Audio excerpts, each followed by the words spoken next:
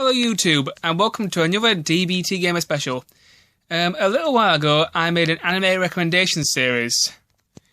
The first video was on anime series, the second video was on anime movies, and the third video was on Studio Ghibli films. In this DBTGamer special, I am going to talk about my manga and comic book and video game novel collection, and recommend some stuff that you may enjoy reading if you like anime and video games. Off we go. Now, when I was younger, I used to watch an anime called Mega Man NT Warrior, and there was also a second season called Mega Man NT Warrior Access. I watched this on the TV channel on Sky called Jetix, previously called Fox Kids, and I really enjoyed it because I was a big fan of the Mega Man Battle Network video games, and Mega Man NT Warrior was basically a show based off the video games. I watched as much as I could in English, and eventually they basically ran out of episodes. I couldn't really watch it anymore.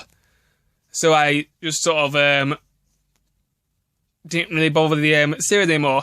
A few years later, I came across this website where I could watch anime on the internet. So I re-watched all the English episodes of Mega NT Warrior and Mega NT Access. And it was really good. But eventually I came to a wall where the anime was not in English dubbing anymore. It was all subtitles. Now, a problem with me is that I have trouble keeping up with subtitles as well as the main program itself. As I've got older, I have got better at this. But to sort of counteract my problem with this, I was out shopping one day in Leeds with a friend, and I went into this shop called Forbidden Planet, and they had all these Japanese mangas. I'd seen a few of my sisters that had read the odd one, and I enjoyed them. And I was looking through the shelves, I found this Mega Man NT Warrior manga, and I was really surprised because I never actually got to see the entire TV show because dubbing and subbing and my various problems with that. So I picked up the first one, read it, and I really enjoyed it, and the artwork is great. The premise for Mega Man NT Warrior is as follows. As these group of children in between the ages of 11 and 18, throughout the books they get older and grow, change and evolve and all that sort of stuff, which is great because I like when characters grow, change and evolve. These children have these little personal computers which they can use to help out with their everyday lives, and the personal computers have this little avatar in it called a NetNavi, which helps them organise their lives. You know, it's like a little personal organiser that talks to you and helps you develop your social skills and helps you organise your regular life, you know, that sort of thing. Also, this NetNavi can be used to delete viruses on your computer. You can collect like battle chips in the games to increase your NetNavi strength and also do new attacks and stuff. So it's a very action-based series, and the children themselves use their NetNavis to solve crimes and delete viruses, and it's just a great series. One thing that you'll notice with mangas is that they're written right to left, not left to right. If you go to the back page, there's a little description of how to read the comics properly, because it can be a little bit difficult to get started when you first start reading these things, and this little guide is really helpful. And I really enjoyed the first issue. So a few weeks later, I went back to these and I bought 3 more. These 3. And Forbidden Planet, the way the shop works is if you buy 3, you get the second one. You get one of them free, so it's 3 for 2, which is great for collecting and saving money and stuff. One thing I noticed about my collection is that I've got manga book number 3 of Mega Man NT Warrior and books number 9 and 8. They're got slightly different spines. My guess is that they might be the American volumes, or they may have switched publishers for like 3 books. I'm not entirely sure why mine are different. If anyone knows, answers in the comments. Now,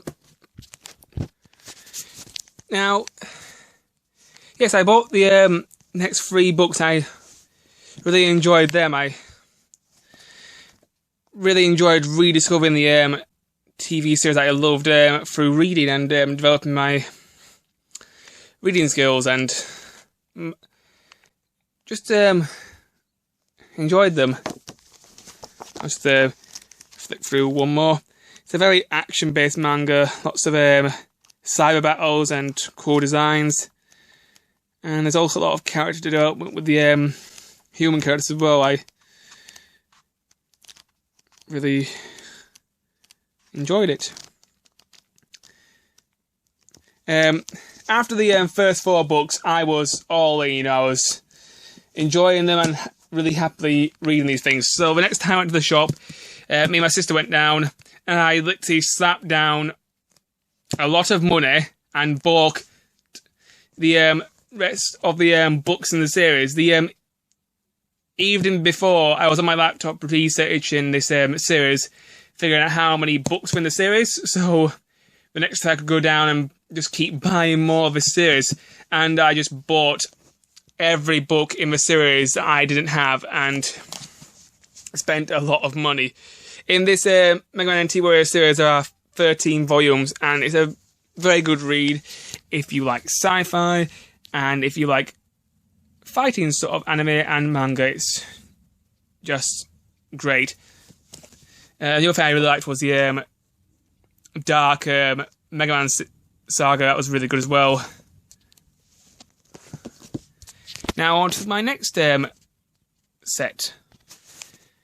The next set that I read was the Legend of Zelda mangas. These are absolutely fantastic. I really enjoyed them. The artwork is absolutely beautiful, and the writing is just brilliant. And it's also quite funny as well in certain ones, which I will get onto later.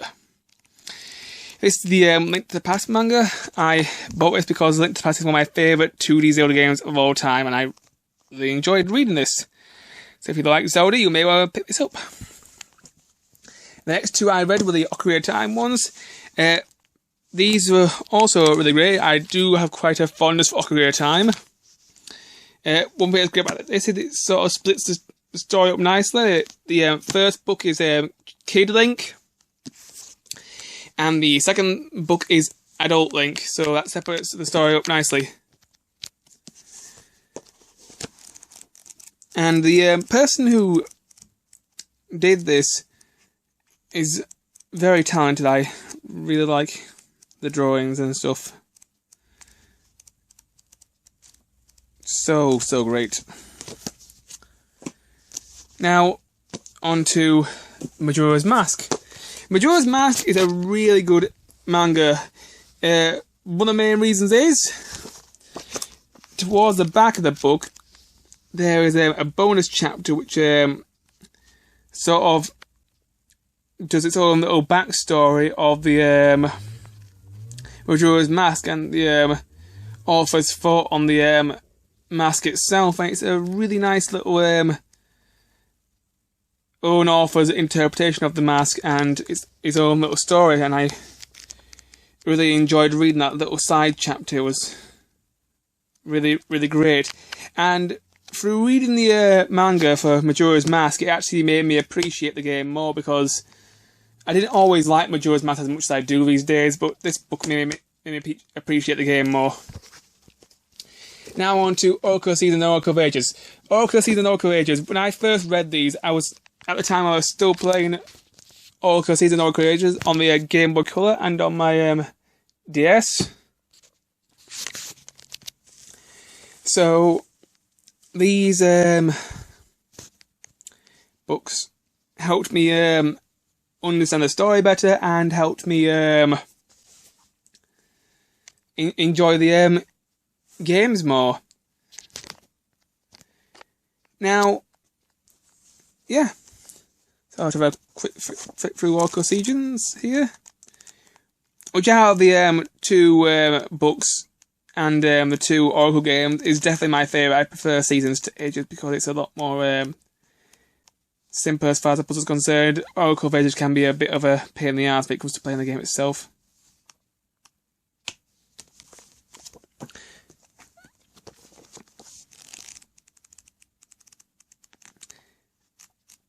I have read quite a lot of the Pokemon mangas as well. I've read the first set, which is the Kanto set, and the I've also read the Johto set, and the Sapphire, Ruby, and Emerald and Hoenn set. It was, and they're rather good. I actually enjoyed those more than the actual TV show.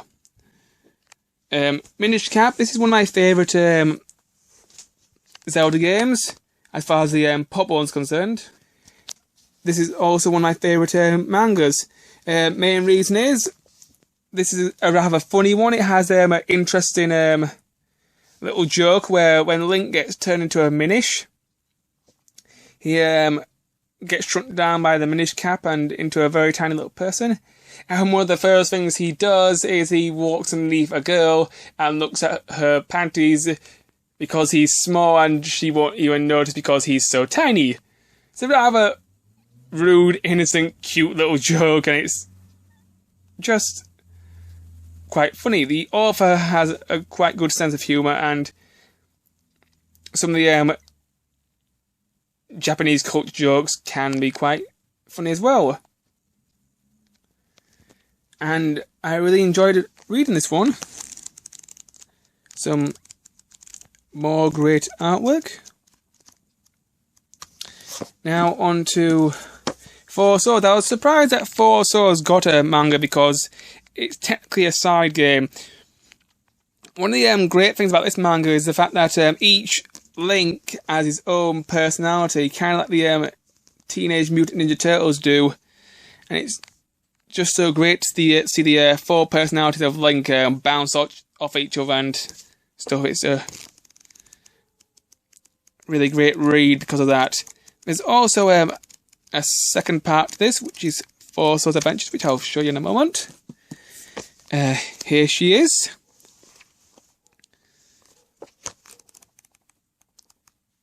So much great artwork. I just love flicking through these and reading them.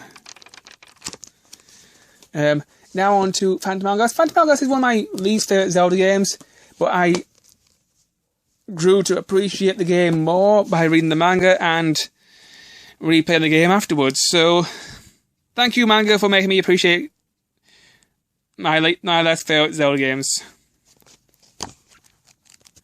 But yeah, this one's quite funny. It's good to see Lion, Beck and Link bounce off each other and socialise and that sort of thing. It's just a great action book. After all these were done, that was all the Zelda manga we saw for a while. There is technically two more as of now. If you read Hyrule Historia and turn to the back pages, there's a one-chapter prologue of Skyward Sword manga, which is written by the exact same person, which was a treat to read and very enjoyable. It was one of the main reasons why I enjoyed Hyrule Historia so much. After that, the author just stopped writing Zelda mangas, which was a bit sad for me because I wanted more Zelda mangas of my favourite Zelda games. And then several years passed. Eventually, out came the Legend of Zelda Twilight Princess manga. When I heard about this on the internet, I was looking all over the internet trying to figure out when the English launch date was because I knew it was coming to England and I really couldn't wait. I was calling up Forbidden Planet and saying, is it in yet? Is it in yet? No. So, but eventually it did come out and I eventually did manage to get a copy, and it's done by the exact same author of the older books, so which is just great to see everything come back and them do more games. Hopefully they'll do more games after Twilight Princess. We'll have to see how things go. I've only got the first volume. The next volume will be released in August, so I've got quite a bit to wait, which is a little bit unfortunate. Now, the way that Twilight Princess has been written in the manga, I am guessing that this series could have at least 3 books, because the first book, it ends right where Link first enters the Twilight Realm after he leaves the village. He hasn't even got his proper sword yet, so yeah, it's looking like it would be a rather long series, maybe 3 books. So I'm looking forward to reading more Twilight Princess, and I really enjoyed the first book. Now on to Yu-Gi-Oh! GX. Now when I was younger, Yu-Gi-Oh! GX had a 3-season anime series in the UK. And it was rather good. I enjoyed it. It was all dubbed into English, and I thought it was great. When I got older, I discovered that Yu-Gi-Oh! GX was supposed to have 4 series, not 3. And what happened was 4 kids got behind in their dubbing, and instead of doing the 4th season of GX, they literally jumped to 5Ds and left out season 4 and sort of left it at the end of season 3. Which is one thing I hate about 4, because I always prefer it when dubbing companies actually start something and then finish it. Now, as for the Yu-Gi-Oh! GX manga, it's rather different to the show in several aspects.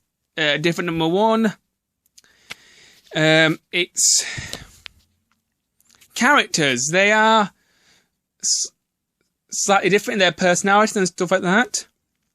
Jaden, he doesn't start off with Elemental Heroes. His Elemental Hero deck actually comes from his friend who gets injured and ends up being in hospital for most of the series, and he uses his deck from his friend at Duel Academy, and then later on in the series he develops his own deck, and at the end of the manga he ends up seeing his friend again who's out of hospital and all good, and he gets to duel his friend with his own deck, and everything sort of comes full circle. This manga does not follow the anime at all. It creates its own little side story, and it's really, really great. And the other thing that's great about this manga is that every issue came with a Yu-Gi-Oh! Card, so this allowed me to create new decks and experiment with new cards. Another thing that was great was, after every chapter, there was a little side comic which talked about the authors' lives in Japan and their struggles with writing and getting the manga out on time and developing and stuff like that. And it was really great just to read these little comics about the authors themselves. It was like having 2 stories in one. You have the main manga itself and the author's life story. It was just great. I really enjoyed the Yu-Gi-Oh! GX manga.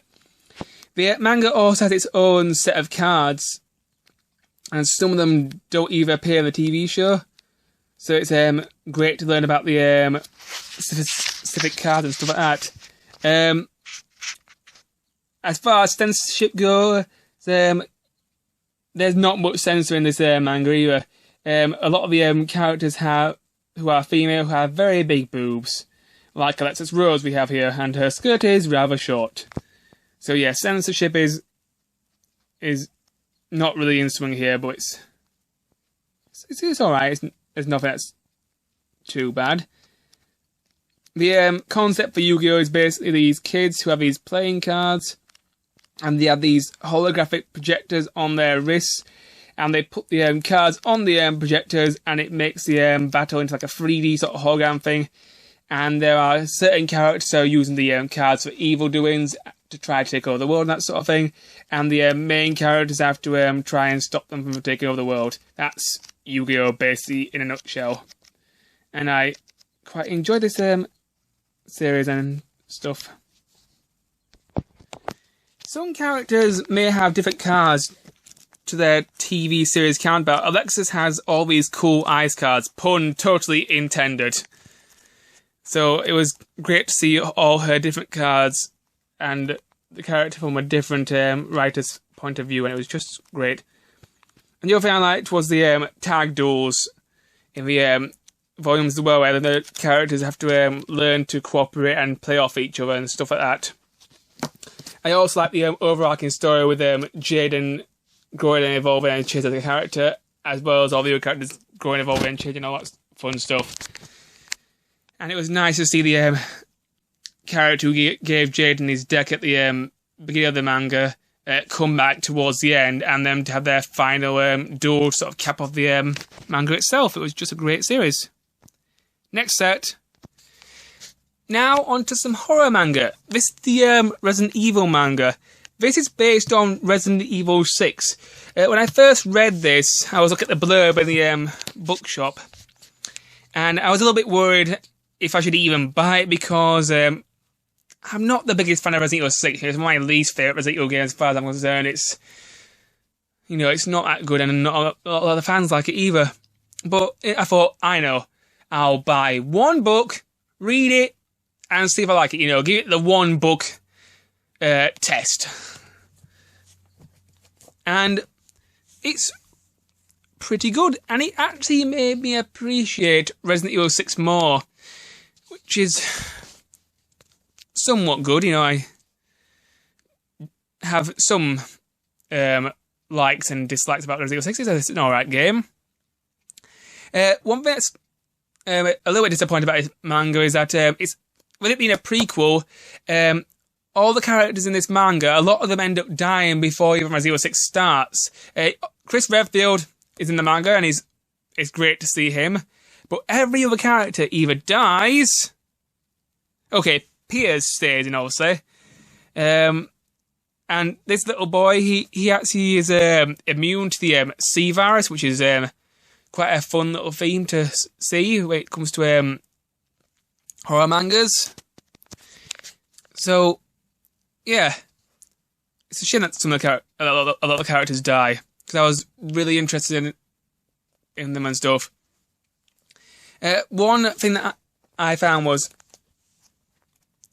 great whilst I was reading through the manga was that the young boy who's immune to the virus, he goes to this school, which is the school from the beginning of the Resident Evil 6 game, and one of the girls gets like bitten by one of the zombies in the school, and the school's trying to cover it up and stuff like that. And she goes to the young boy's room to see him in the evening and stuff, and she gets into bed with him, and the young boy's asleep, and he wakes up to this zombie girl in bed with him.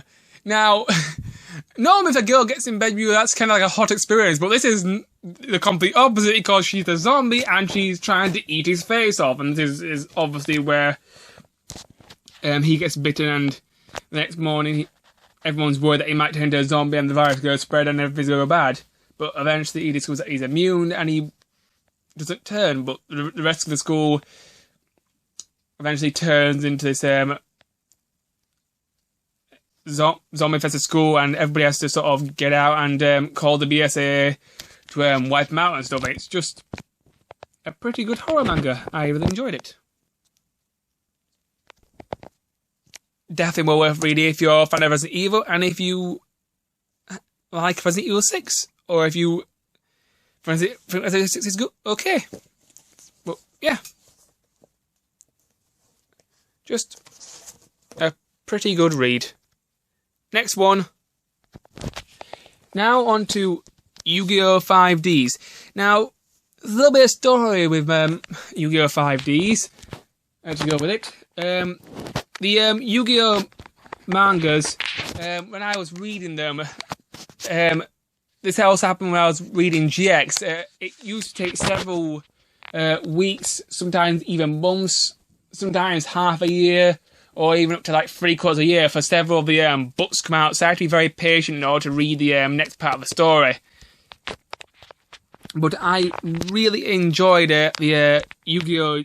5D's manga. I also enjoyed the Yu-Gi-Oh! 5D's anime. It was a rather darker story. It was quite enjoyable. Although the playing card games on motorcycles seemed like a bit of a silly concept to me, but it's anime. It's gonna be a little bit silly because Japan. Anyway, Yu-Gi-Oh! 5D's the manga. It's its own little side story, rather like Yu-Gi-Oh! GX, and it's just great. I really enjoyed it. So if you like Yu-Gi-Oh!, you may want to give this a try if you're a fan of the 5D's anime.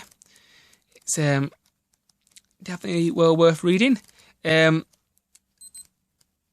own little author comics game, which I thought was great. I really enjoyed that. And I liked the fact that you get free cards again, which helped me build more decks and understand the game better.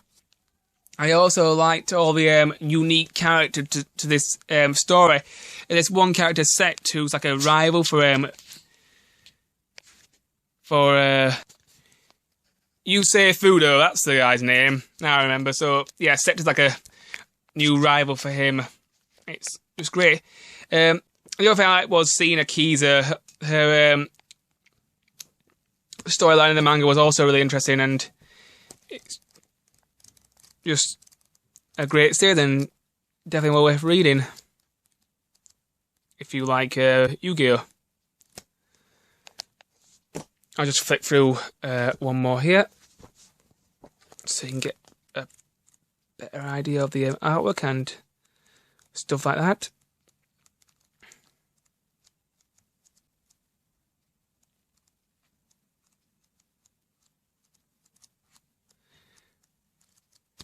Just like GX, it has its own set of cards and its own little side story. It's just really great. Next one. Now on to a gag manga. Jacko, Galactic Patrolman. This is done by the legendary Akira Toriyama. This is the only Akira Toriyama manga I own.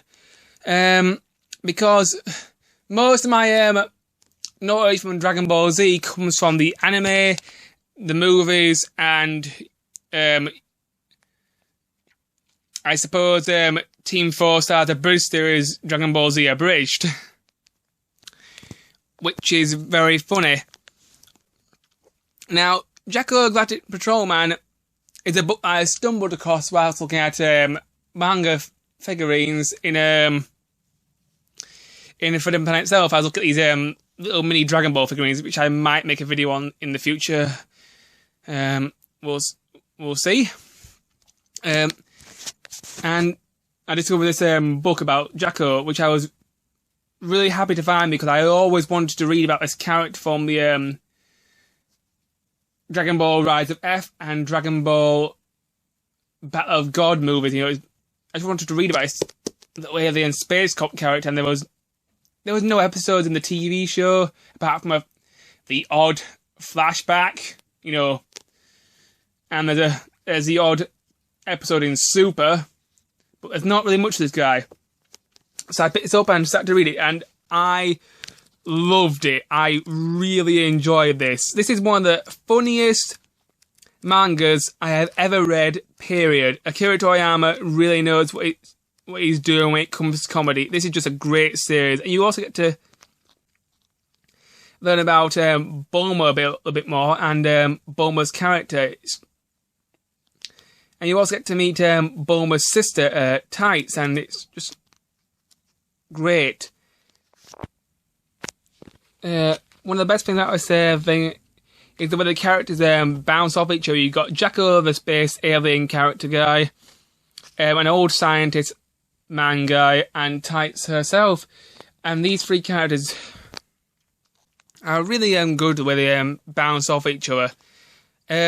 Basically, Jacko crash lands on Earth, and he's got no fuel to refuel his spaceship. And the scientist helps him with his spaceship, and he discovers that Jacko's spaceship basically runs on an extremely rare metal that's very difficult to get on Earth. So he needs a lot of money in order to buy this thing so he can get back home and stuff. Until then, the old man scientist puts him up in his house, and he teaches him about the human world and helps him live and stuff, and helps him find what he needs. And I just loved Jacko's personality and him adapting to the human world and all that sort of stuff. It was just a really great read. It's just so funny.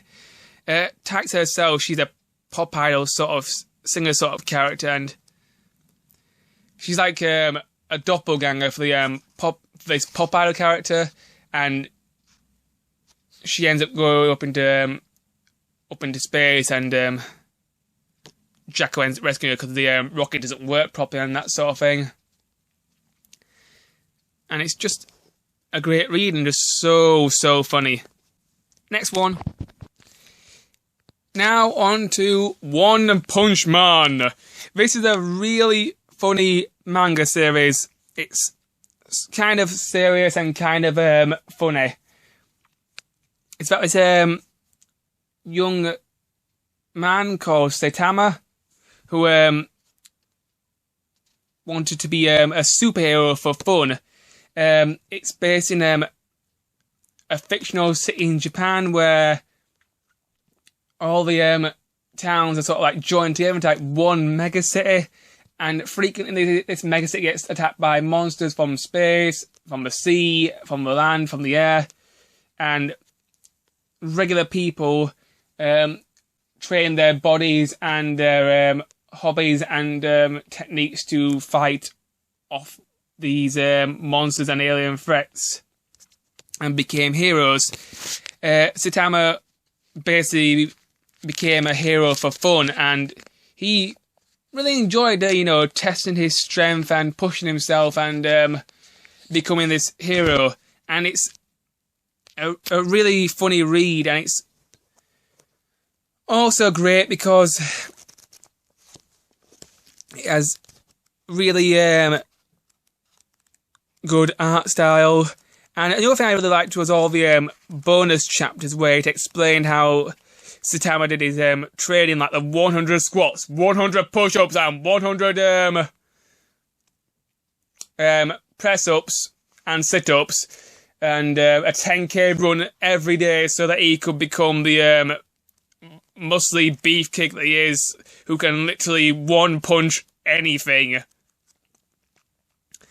It's just great. When I first got into this, I was not sure if I would enjoy it because I wasn't sure if I liked the idea of a character who can beat anything in one punch. But when I discovered that the whole idea was that One Punch Man was meant to be funny and it's like a parody manga of like Dragon Ball Z, I fell in love with its comedy because of how funny it is. And the other thing I fell in love with was One Punch Man's apprentice, Genos, the cyborg. This is my favourite character in the anime and the manga. I have watched the odd episode of One Punch Man on the internet, and it was rather enjoyable. And I really enjoy the character Genos. I have a big love for sci-fi and cyborgs. Just a really great and funny series, and I am looking forward to reading more of this. As of now, I have 10 out of the 11 volumes, and I am really enjoying this. One thing that puts me off manga is when they have too many volumes. Example, Attack on Titan and One Piece. I will probably never get into those sort of series because they are way too big and daunting for me. I like things to have sort of like an end point and not to keep going. But One Punch Man has managed to keep my attention, and it's just really, really enjoyable. I like all the unique character designs and the funny jokes and all that sort of stuff, and the Hero Association and all the rankings and how the heroes get paid and the little fan base that are based around the heroes and stuff like that. It's just really, really interesting. It kind of reminds me of the Marvel universe that we have in comics these days.